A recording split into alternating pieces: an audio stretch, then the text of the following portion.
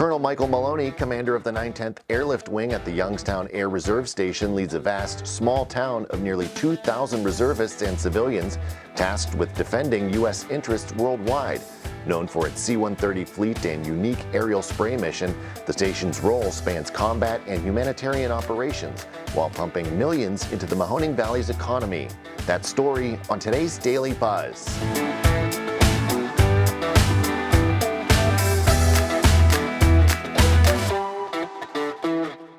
The Daily Buzz is brought to you by 717 Credit Union. Hello everyone, welcome to the Daily Buzz. I'm Mike Moliterno. The Youngstown Air Reserve Station in Vienna is home to the 910th Airlift Wing. Commanded by Colonel Michael Mahoning, his role involves managing an extensive operation of more than 1,900 Air Force reservists and civilian employees.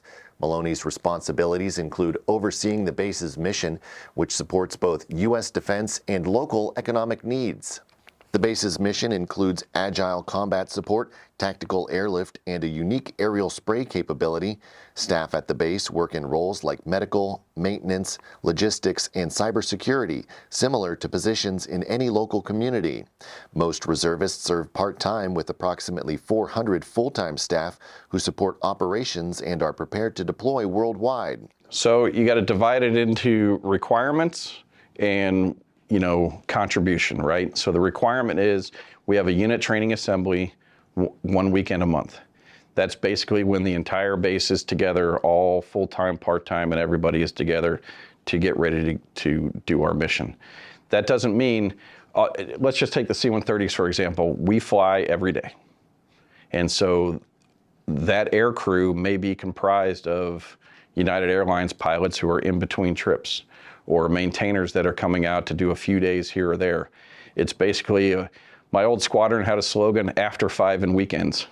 And that's kind of how the reserves works. But the people may come part-time, but this mission and this base is operating 24/7, 365. The base is well known for its fleet of C-130 aircraft, including the older C-130H models and the newer C-130J Super Hercules, which enhance mission capabilities with advanced technology. These aircraft are used for tactical airlift operations, transporting supplies and humanitarian aid worldwide. What we mean by tactical airlift is think dropping the 82nd Airborne, dropping ammunition, water, and medicine to troops in the field, transporting goods and people all around a theater. It's at the tactical level. Maintenance on the C-130s is essential to the base's mission, with crew chiefs like Staff Sergeant Danielle Wyson responsible for ensuring aircraft are airworthy.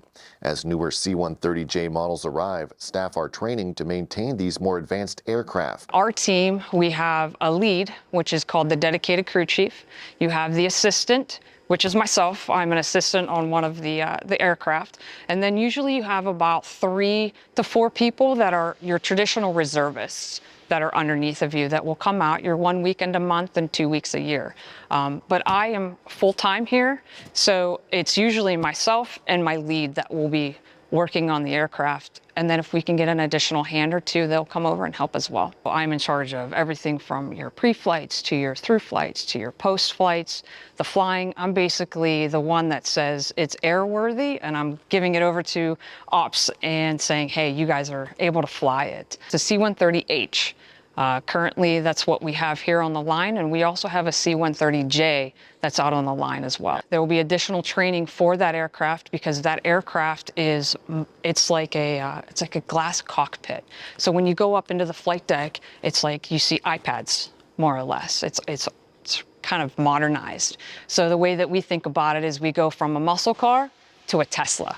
So that's kind of like what we're doing. And some things carry over, some things are the same, and then some things are really different. So we'll have additional training for that J model. Jessica White, a civilian personnel officer, oversees human resources for all civilian staff. I joined in the reserves, Air Force Reserves, over 20 years ago. So I just hit my 20th year of being in Air Force Reserve. So I get the best of both worlds. I work at the 911th Pittsburgh Air Reserve Station as a first sergeant.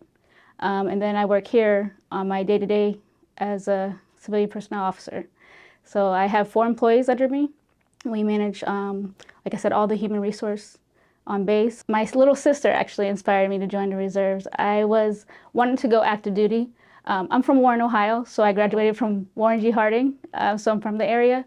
And I was a single mom, so I could not go active duty. So I ended up joining the reserves, and it's been so great for me and my family. I love it here. I can tell you it opened my eyes to a lot.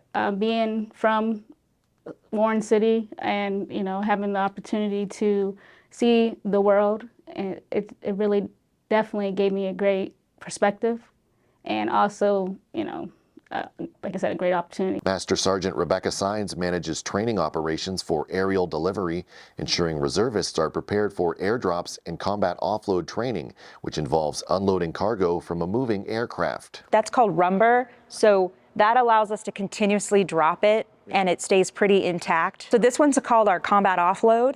So this one's unique because this is the one where it mimics if the aircraft is still on and they're just going to push the pallet out and not turn the engines off. So they keep it all running and they take off, they move forward a little bit and push it out and it lands on the ground.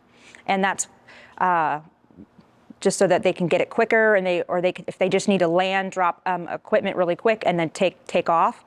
This would be a combat offload. Air transportation, we move cargo in and out, whether it be downrange or stateside. So we do get tasked with humanitarian missions.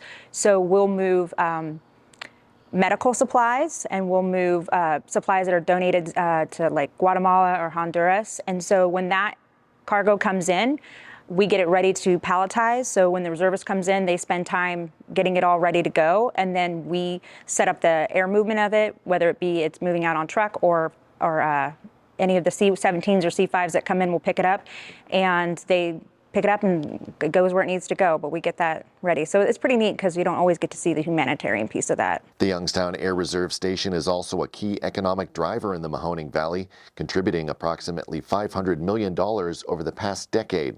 In 2022 alone, the base's economic impact was estimated at over $140 million.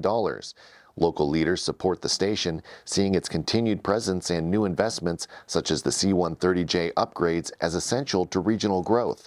You can read more in the mid-November issue of the Business Journal, out now. Click the subscribe tab to get your copy today. And that is going to do it for today's Daily Buzz. Be sure to like, subscribe, and leave a comment. Thank you very much for watching. I'm Mike Moliturno.